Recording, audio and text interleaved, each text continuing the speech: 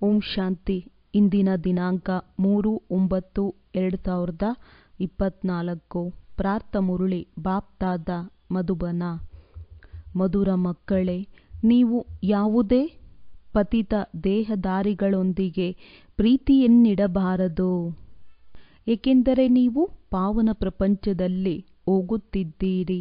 ಒಬ್ಬ ತಂದೆಯೊಂದಿಗೆ ಪ್ರೀತಿ ಮಾಡಬೇಕಾಗಿದೆ. ಪ್ರಶ್ನೆ: ನೀವು ಮಕ್ಕಳು ಯಾವುದರಿಂದ ಬೇಸರವಾಗಬಾರದು? ಉತ್ತರ: ನೀವು ತಮ್ಮ ಈ ಹಳೆಯ ಶರೀರದೊಂದಿಗೆ ಸ್ವಲ್ಪವೂ ಬೇಸರವಾಗಬಾರದು, ಏಕೆಂದರೆ ಈ ಶರೀರವು ಬಹಳ ಬಹಳ ಅಮೂಲ್ಯವಾಗಿದೆ.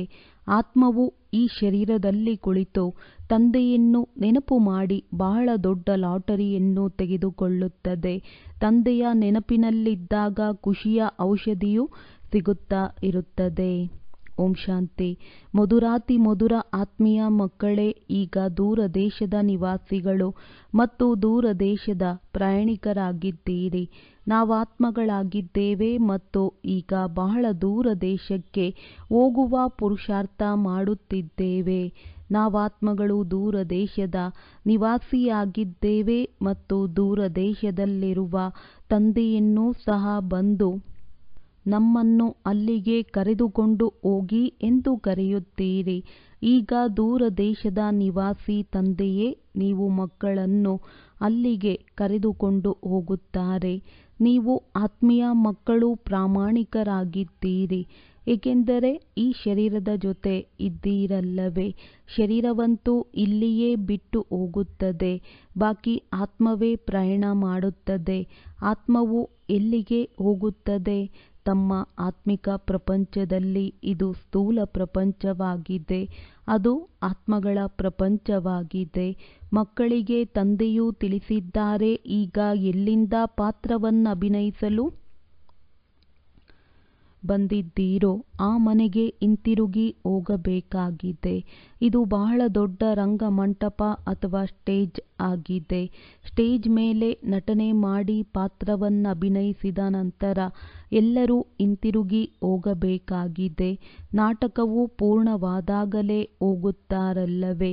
ಈಗ ನೀವಿಲ್ಲಿ ಕುಳಿತಿದ್ದೀರಿ. ನಿಮ್ಮ ಬುದ್ಧಿಯೋಗವು ಮನೆ ಮತ್ತು ರಾಜಧಾನಿಯಲ್ಲಿದೆ. ಇದಂತೂ ಪಕ್ಕಾ ನೆನಪಿಟ್ಟುಕೊಳ್ಳಿ, ಏಕೆಂದರೆ ಅಂತ್ಯಮತಿ ಸೋಗತಿ ಎಂದು ಗಾಯನವಿದೆ. ಈಗ ನೀವಿಲ್ಲಿ ಓದುತ್ತಿದ್ದೀರಿ. ಭಗವಂತನೇ ನಮಗೆ ಓದಿಸುತ್ತಾರೆಂದು ನಿಮಗೆ ತಿಳಿದಿದೆ. ಭಗವಂತನಂತೂ ಈ ಪುರುಷೋತ್ತಮ ಸಂಗಮಯುಗದ ಹೊರತು ಮತ್ತೆಂದೂ ಓದಿಸುವುದಿಲ್ಲ. ಪೂರ್ಣ 5000 ವರ್ಷಗಳಲ್ಲಿ ನಿರಾಕಾರ ಭಗವಂತನು ಒಂದೇ ಬಾರಿ ಬಂದು ಓದಿಸುತ್ತಾರೆ. ಇದಂತೂ ನಿಮಗೆ ಪಕ್ಕಾ ನಿಶ್ಚಯವಿದೆ. ವಿದ್ಯೆಯೂ ಸಹ ಎಷ್ಟೊಂದು ಸಹಜವಾಗಿದೆ. ಈಗ ಮನೆಗೆ ಹೋಗಬೇಕಾಗಿದೆ. ಆ ಮನೆಯೊಂದಿಗೆ ಇಡೀ ಪ್ರಪಂಚದವರಿಗೆ ಪ್ರೀತಿ ಇದೆ. ಮುಕ್ತಿಧಾಮಕ್ಕೆ ಹೋಗಲು ಎಲ್ಲರೂ ಇಚ್ಛಿಸುತ್ತಾರೆ, ಆದರೆ ಅದರ ಅರ್ಥವನ್ನು ತಿಳಿದುಕೊಂಡಿಲ್ಲ. ಮನುಷ್ಯರ ಬುದ್ಧಿಯು ಈ ಸಮಯದಲ್ಲಿ ಹೇಗಿದೆ ಮತ್ತು ಈಗ ನಿಮ್ಮ ಬುದ್ಧಿಯು ಹೇಗಿದೆ, ಇದರಲ್ಲಿ ಎಷ್ಟೊಂದು ಅಂತರವಿದೆ. ನಂಬರ್ವಾರ್ ಪುರುಷಾರ್ಥದನುಸಾರ ಸ್ವಚ್ಛ ಬುದ್ಧಿಯಾಗಿದೆ. ಇಡೀ ವಿಶ್ವದ ಆದಿ ಮಧ್ಯ ಅಂತ್ಯದ ಜ್ಞಾನವು ನಿಮ್ಮ ಬುದ್ಧಿಯಲ್ಲಿ ಬಹಳ ಒಳ್ಳೆಯ ರೀತಿಯಲ್ಲಿದೆ. ಇಡೀ ವಿಶ್ವದ ಆದಿ ಮಧ್ಯ ಅಂತ್ಯದ ಜ್ಞಾನವು ನಿಮ್ಮ ಬುದ್ಧಿಯಲ್ಲಿ ಬಹಳ ಒಳ್ಳೆಯ ರೀತಿಯಲ್ಲಿದೆ. ನಾವೀಗ ಪುರುಷಾರ್ಥ ಮಾಡಿ ನರನಿಂದ ನಾರಾಯಣರು ಅವಶ್ಯವಾಗಿ ಆಗಬೇಕೆಂದು ನಿಮ್ಮ ಹೃದಯದಲ್ಲಿದೆ. ಇಲ್ಲಿಂದ ಮೊದಲು ತಮ್ಮ ಮನೆಗೆ ಹೋಗುತ್ತೀರಲ್ಲವೇ, ಅಂದ ಮೇಲೆ ಖುಷಿಯಿಂದ ಹೋಗಬೇಕಾಗಿದೆ. ಹೇಗೆ ಸತ್ಯಯುಗದಲ್ಲಿ ದೇವತೆಗಳು ಖುಷಿಯಿಂದ ಒಂದು ಶರೀರವನ್ನು ಬಿಟ್ಟು ಇನ್ನೊಂದನ್ನು ತೆಗೆದುಕೊಳ್ಳುತ್ತಾರೆಯೋ, ಹಾಗೆಯೇ ಈ ಹಳೆಯ ಶರೀರವನ್ನು ಸಹ ಖುಷಿಯಿಂದ ಬಿಡಬೇಕಾಗಿದೆ.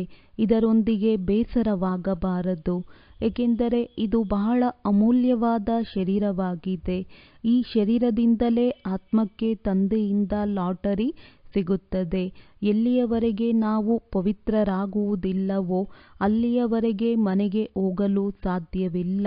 ತಂದೆಯನ್ನು ನೆನಪು ಮಾಡುತ್ತಿದ್ದಾಗಲೇ ಆ ಯೋಗ ಬಲದಿಂದ ಪಾಪಗಳ ಹೊರೆಯೂ ಇಳಿಯುತ್ತದೆ.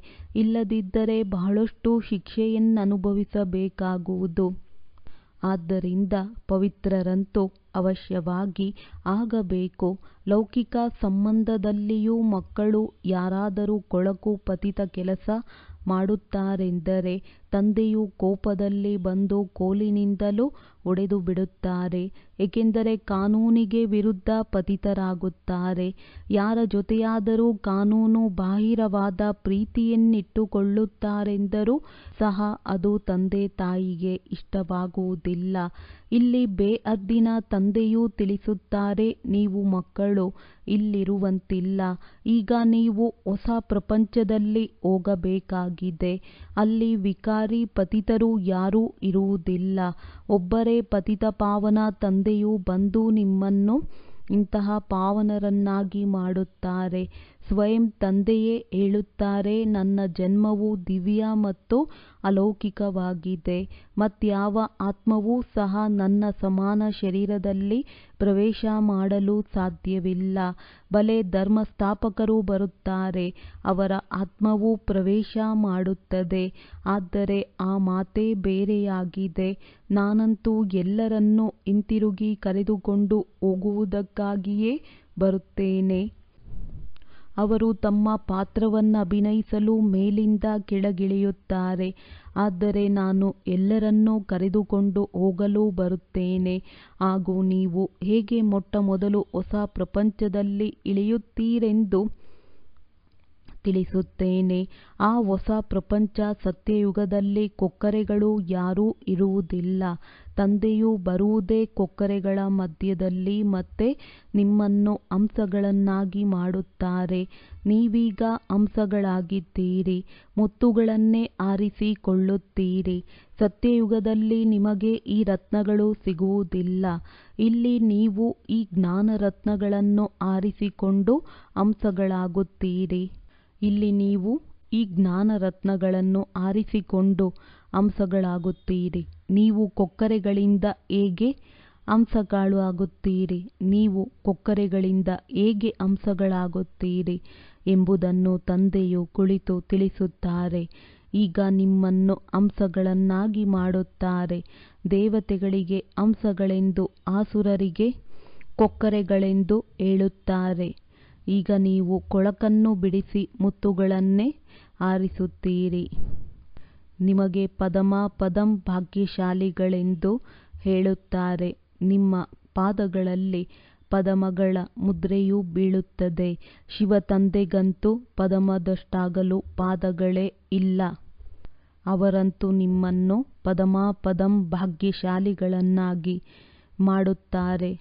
ನಾನು ನಿಮ್ಮನ್ನು ವಿಶ್ವದ ಮಾಲೀಕರನ್ನಾಗಿ ಮಾಡಲು ಬಂದಿದ್ದೇನೆಂದು ತಂದೆಯು ತಿಳಿಸುತ್ತಾರೆ. ಇವೆಲ್ಲ ಮಾತುಗಳು ಬಹಳ ಚೆನ್ನಾಗಿ ಅರಿತುಕೊಳ್ಳುವಂಥದ್ದಾಗಿದೆ.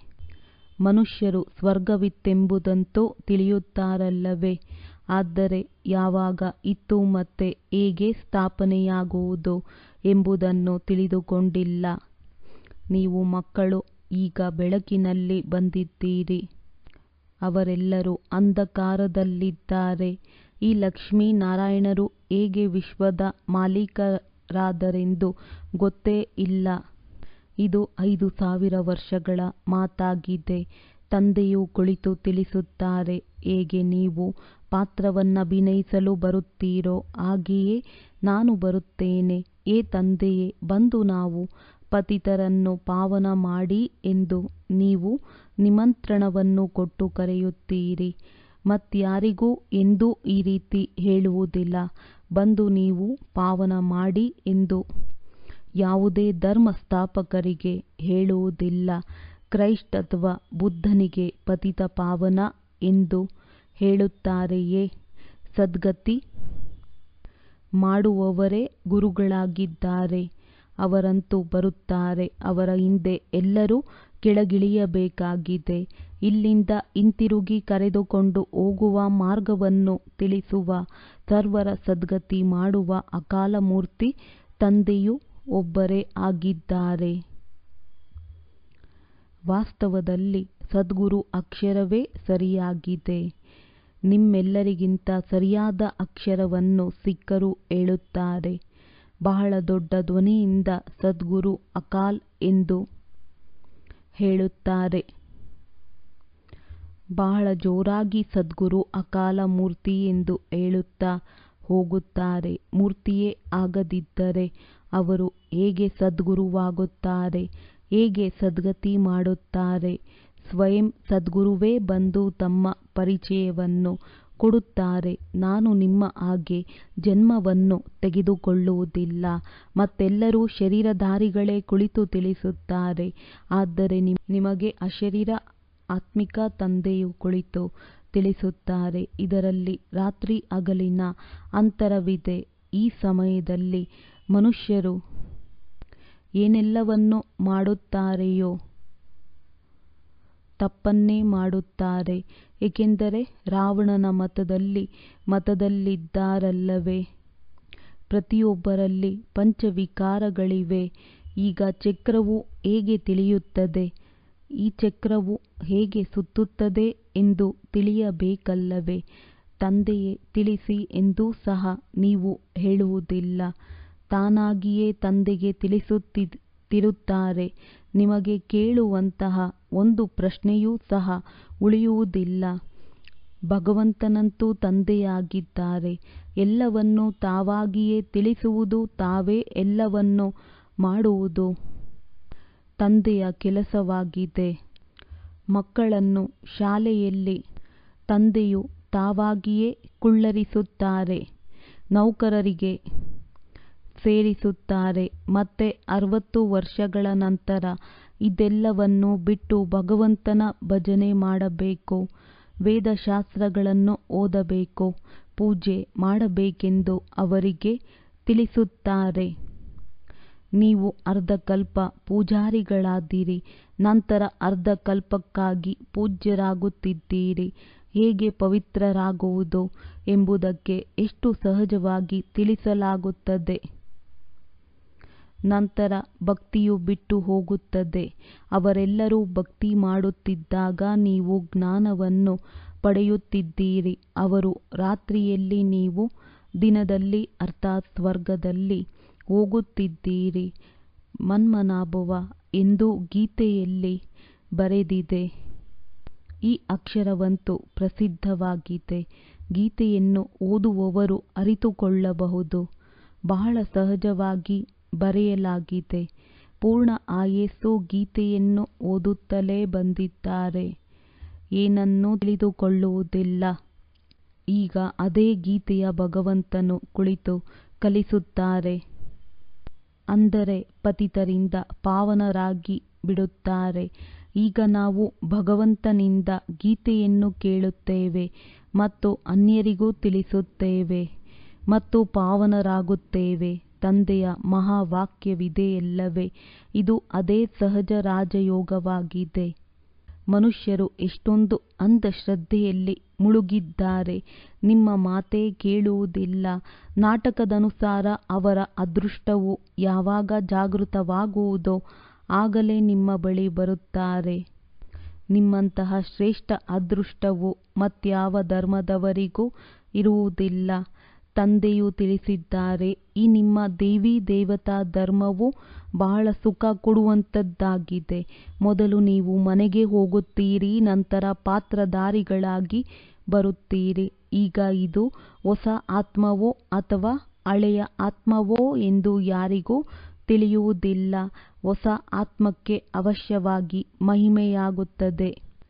ಈಗಲೂ ಸಹ ನೋಡಿ, ಕೆಲವರ ಹೆಸರು ಪ್ರಸಿದ್ಧವಾಗುತ್ತದೆ. ಅನೇಕ ಮನುಷ್ಯರು ಬರುತ್ತಾರೆ, ಕುಳಿತಿದ್ದಂತೆಯೇ ಬಂದು ಬಿಡುತ್ತಾರೆ. ಆಗ ಅದರ ಪ್ರಭಾವ ಬೀರುತ್ತದೆ.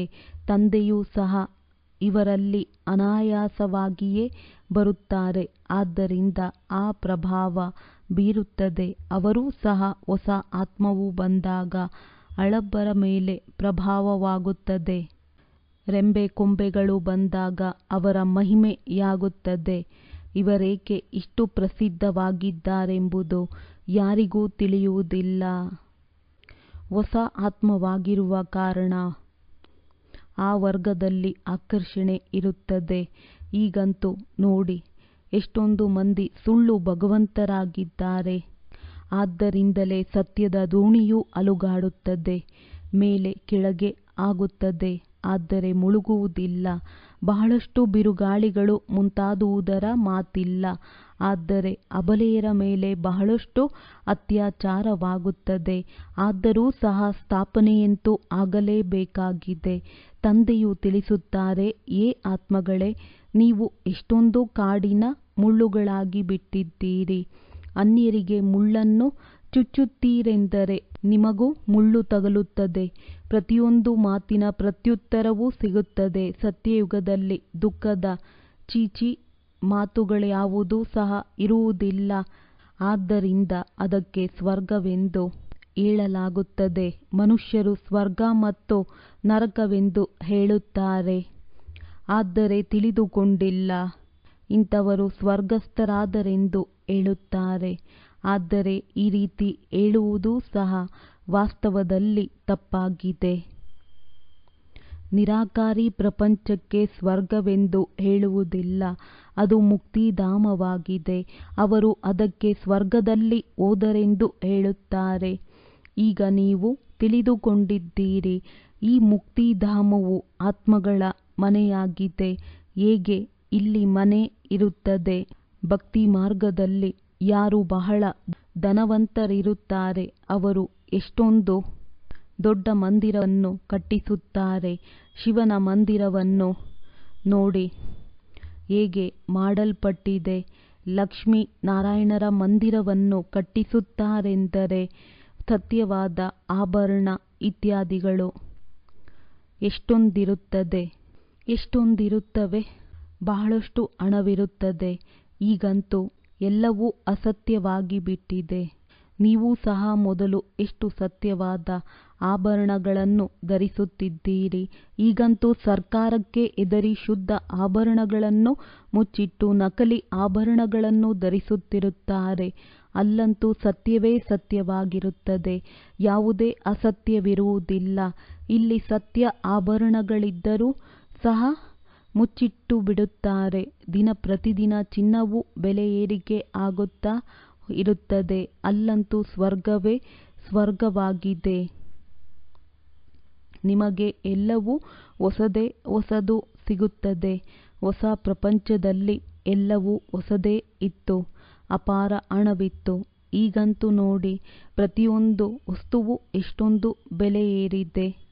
ಈಗ ನೀವು ಮಕ್ಕಳಿಗೆ ಮೂಲವತನದಿಂದ ಹಿಡಿದು ಎಲ್ಲ ರಹಸ್ಯವನ್ನು ತಿಳಿಸಿದ್ದಾರೆ.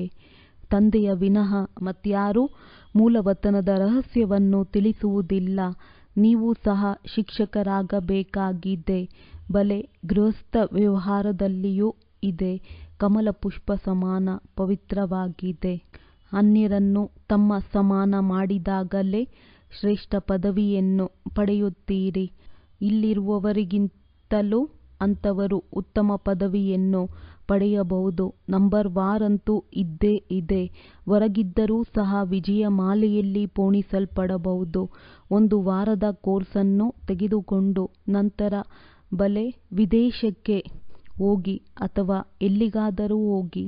ಆದರೆ ಇಡೀ ಪ್ರಪಂಚಕ್ಕೆ ಸಂದೇಶ ಸಿಗಬೇಕು.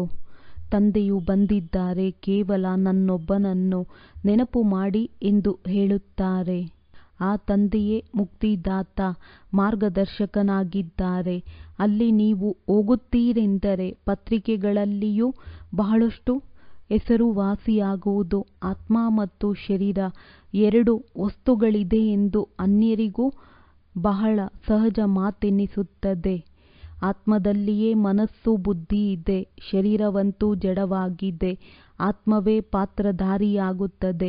ವಿಶೇಷತೆಯುಳ್ಳ ವಸ್ತು ಆತ್ಮವಾಗಿದೆ. ಆದ್ದರಿಂದ ಈಗ ತಂದೆಯನ್ನು ನೆನಪು ಮಾಡಬೇಕಾಗಿದೆ.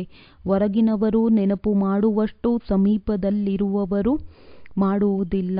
ಯಾರು ಬಹಳ ನೆನಪು ಮಾಡುತ್ತಾರೆ, ಮತ್ತು ಅನ್ಯರನ್ನು ತಮ್ಮ ಸಮಾನ ಮಾಡಿಕೊಳ್ಳುತ್ತಾ ಇರುತ್ತಾರೆ. ಮುಳ್ಳುಗಳನ್ನು ಹೂಗಳನ್ನಾಗಿ ಮಾಡಿಕೊಳ್ಳುತ್ತಾರೆಯೋ ಅವರೇ ಶ್ರೇಷ್ಠ ಪದವಿಯನ್ನು ಪಡೆಯುತ್ತಾರೆ. ನಿಮಗೆ ಗೊತ್ತಿದೆ, ಮೊದಲು ನಾವು ಸಹ ಮುಳ್ಳುಗಳಾಗಿದ್ದೆವು. ಈಗ ತಂದೆಯು ಆದೇಶ ನೀಡಿದ್ದಾರೆ. ಕಾಮ ಮಹಾಶತ್ರುವಾಗಿದೆ. ಇದರ ಮೇಲೆ ಜಯ ಗಳಿಸುವುದರಿಂದಲೇ ನೀವು ಜಗಜ್ಜೀತರಾಗಿ ಬಿಡುತ್ತೀರಿ. ಆದರೆ ಬರವಣಿಗೆಯಿಂದ ಯಾರೂ ಅರಿತುಕೊಳ್ಳುವುದಿಲ್ಲ.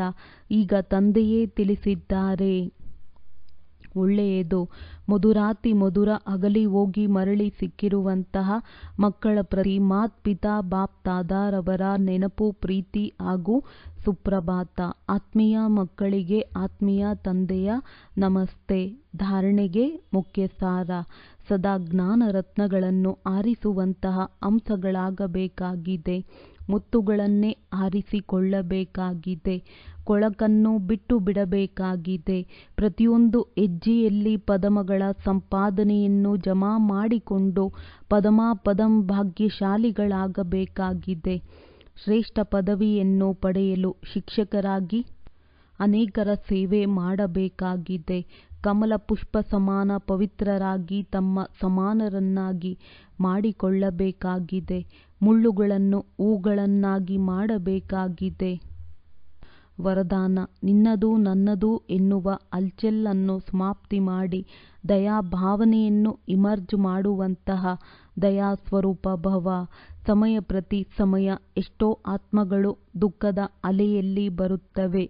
ಪ್ರಕೃತಿಯ ಸ್ವಲ್ಪವೇ ಹಲ್ಚಲಾದಾಗ ಆಪತ್ತು ಬರುತ್ತದೆ ಎಂದಾಗ ಅನೇಕ ಆತ್ಮಗಳು ಚಡಪಡಿಸುತ್ತವೆ, ದಯೆ ಕರುಣೆಯನ್ನು ಬೇಡುತ್ತವೆ. ಆದ್ದರಿಂದ ಇಂತಹ ಆತ್ಮಗಳ ಕೂಗನ್ನು ಕೇಳಿ ದಯೆಯ ಭಾವನೆಯನ್ನು ಇಮರ್ಜ್ ಮಾಡಿಕೊಳ್ಳಿ. ಪೂಜ್ಯ ಸ್ವರೂಪ ದಯಾ ಸ್ವರೂಪವನ್ನು ಧಾರಣೆ ಮಾಡಿಕೊಳ್ಳಿ. ಸ್ವಯಂವನ್ನು ಸಂಪನ್ನವನ್ನಾಗಿ ಮಾಡಿಕೊಳ್ಳಿ. ಆಗ ಈ ದುಃಖದ ಪ್ರಪಂಚ ಸಮಾಪ್ತಿಯಾಗಲಿದೆ. ಈಗ ಪರಿವರ್ತನೆಯ ಶುಭ ಭಾವನೆಯ ಅಲೆ ತೀವ್ರಗತಿಯಿಂದ ಹರಡಿ ಆಗ ನಿನ್ನದು ನನ್ನದು ಎನ್ನುವ ಹಲ್ಚಲ್ ಸಮಾಪ್ತಿಯಾಗಿ ಬಿಡುವುದು. ಸ್ಲೋಗನ್: ವ್ಯರ್ಥ ಸಂಕಲ್ಪಗಳ ಸುತ್ತಿಗೆಯಿಂದ ಸಮಸ್ಯಾರೂಪಿ ಬಂಡೆಯನ್ನು ಒಡೆಯುವ ಬದಲು ಹೈಜಂಪ್ ಆಗಿ ಸಮಸ್ಯಾರೂಪಿ ಬೆಟ್ಟವನ್ನು ಪಾರು ಮಾಡುವಂತವರಾಗಿ. ಒಳ್ಳೆಯದು. ಓಂ ಶಾಂತಿ.